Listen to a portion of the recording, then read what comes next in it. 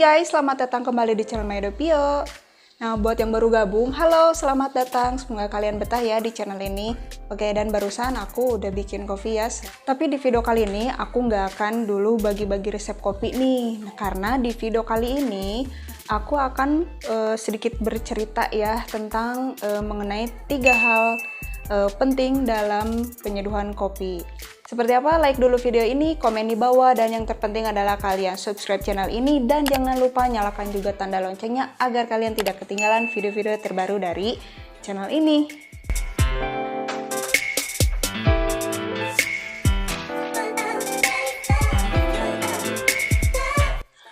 Nah, buat kalian yang lagi seneng ngulik kopi, tidak ada salahnya kalau kalian tuh bereksperimen.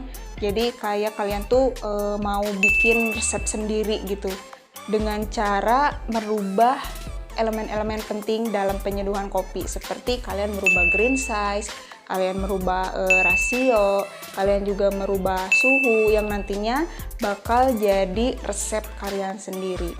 Oke, kita langsung aja. Yang pertama yaitu blooming.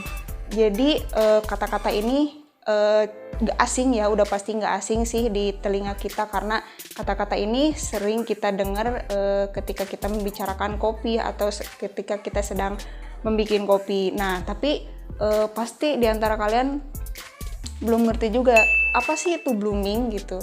Nah, jadi blooming itu adalah tahap pertama pada seduhan kopi. Jadi ketika kita mau puring kopi, biasanya itu kan ada beberapa puringan. Puring 1, 2, 3, dan seterusnya. Nah, untuk yang puring pertama ini, biasanya itu disebutnya blooming. Nah, pada umumnya blooming itu menggunakan 30 gram kopi. Nah, habis itu kita diamkan selama 30 detik dengan menggunakan suhu tertentu. Alasannya tuh sederhana, jadi blooming ini gunanya untuk mengeluarkan karbon dioksida, karena ketika biji kopi itu disangrai, di roasting, karbon dioksidanya itu terperangkap di dalam terperangkap di dalam biji kopi, terutama yang biji kopinya tuh mempunyai profil medium light gitu. Jadi kan biasanya tuh ada dark roast, medium roast, atau light roast gitu. Nah, untuk yang si medium light roast ini biasanya itu cenderung karbon dioksidanya itu lebih banyak. Nah, nantinya blooming itu akan membantu karbon dioksida itu keluar dari dalam biji kopi pada saat blooming. Nah, itu tuh gunanya untuk apa? Jadi itu tuh gunanya untuk mengurangi rasa asam yang berlebihan. Jadi nantinya itu hasil kopinya itu bakal lebih balance lah gitu, lebih konsisten ya gitu. Oke, kita lanjut yang kedua, yaitu ekstraksi.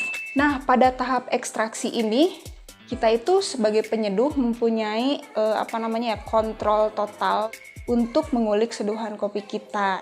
Nah, sehingga nantinya bakal mendapatkan rasa yang maksimal dari seduhan kopi kita. Cara terbaiknya yaitu dengan mengendalikan suhu air yang akan kita gunakan untuk menyeduh.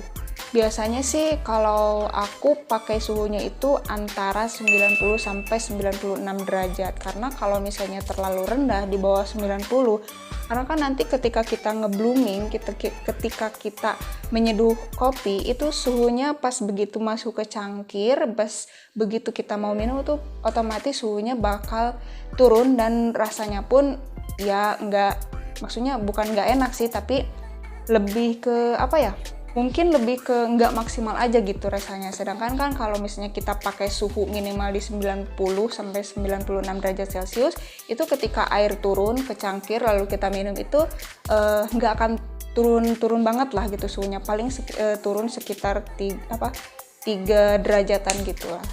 Nah, aku ada satu tips nih pada saat pulsing atau putaran gitu menyeduh, atau puring biasa kita sebut ya.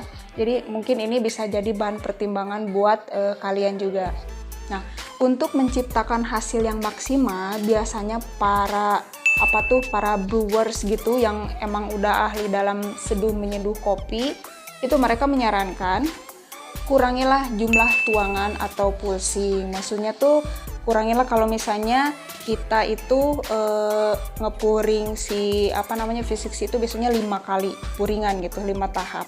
Nah, kalian bisa kurangin aja jadi 3 puringan lah. Kenapa? Karena hal ini tuh cukup penting untuk mengurangi jumlah variabel yang harus diingat saat kita menyeduh. Nah, ada nih namanya adalah Patrick Stipberg, dan dia itu adalah co-founder dari 3TEMP atau 3TEMP, ya gitulah ya.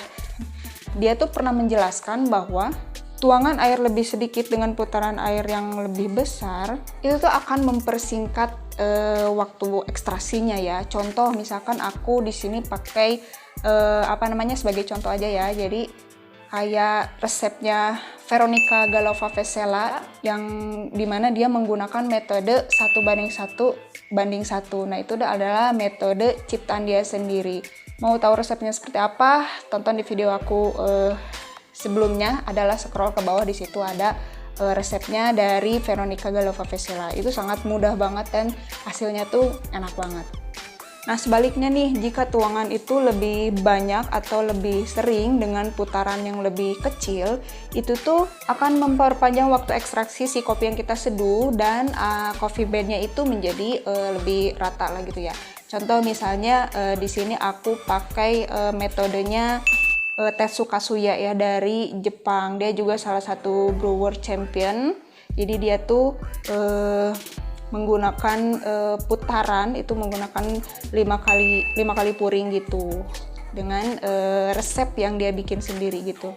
Ribet ya emang ribet sih, begitulah kopi. Semakin ribet semakin enak hasilnya.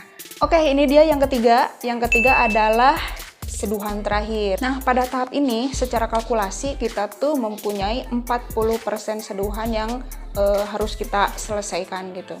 Dan ini adalah tahap penting untuk kita kendalikan karena zat terakhir yang diekstrak pada tahap ini itu biasanya menghasilkan rasa pahit dan rasa yang gak enak lainnya gitu.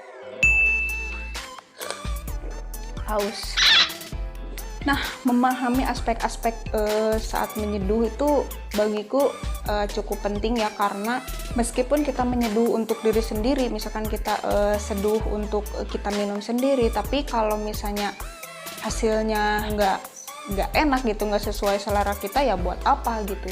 Mending kita sekaligus ulik-ulik gitu ya, ulik-ulik biar nanti juga gitu bakal jadi resep kita, dan ternyata hasilnya enak, itu bonus banget. Jadi kalian bisa bereksperimen lebih jauh lagi gitu untuk menyeduh kopi ini. Nah, itu dia guys 3 tahapan penting dalam menyeduh kopi. Jadi ya jadi kalian udah ada gambaran ya apa yang aku sampaikan tadi. Jadi kita tuh gak cuma harus main seduh-seduh aja, terus benar-benar dipertimbangkan dari mulai profil roastingannya, kemudian pemilihan bijinya, kualitas bijinya maksudnya, terus green size-nya, terus kemudian suhunya. Nah, dari situ baru kita bereksperimen kayak menciptakan resep sendiri gitu. Pokoknya seru banget deh kopi itu. Oke guys, sampai di sini dulu video kali ini, semoga bermanfaat. Jangan lupa like, komen, share ke media sosial kalian, dan jangan lupa untuk subscribe, nyalakan juga tanda loncengnya agar kalian tidak ketinggalan video-video terbaru dari channel ini. Oke, kalau begitu sampai jumpa di video berikutnya. Cheers!